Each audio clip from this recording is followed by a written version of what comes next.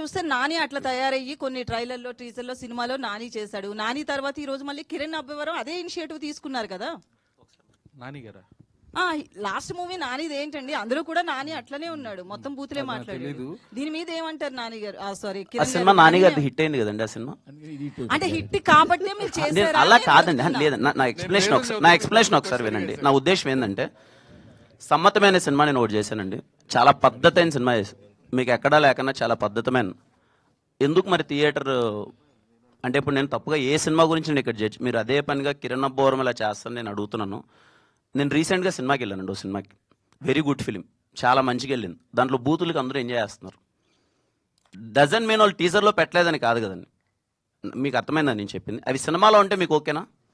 మీరు థియేటర్కి వెళ్ళినప్పుడు ఆ బూతులు ఉండి అక్కడ అందరూ అది నవ్వుతుంటే అసలు ఎక్కడే కానీ క్యారెక్టరేషన్. ఫ్యామిలీ ఆడియన్స్ అన్నారు కదా, ఫ్యామిలీస్, లేడీస్, అమ్మ, తాత, అత్తమ్మ ఏదో చెప్పారు కదా, మొత్తం లైన్ గా లేడీస్ అంతా చూడొచ్చా? చూడలేరు కదా. లేదండి, జెన్యున్ గా చెప్తున్నాను. మీరు కేరామ్ సినిమా ఇదే క్వశ్చన్ ఖచ్చితంగా నేను 1-10 సార్లు ఆలోచించుకునే, ఎందుకంటే నేను ఇంతకుముందు ఎప్పుడు వాళ్ళలేదు, నేను 1-10 సార్లు. మీరు సినిమా చూసిన తర్వాత మీకు ఏ 1% ఫీలింగ్ రాదంటే నా గ్యారంటీ.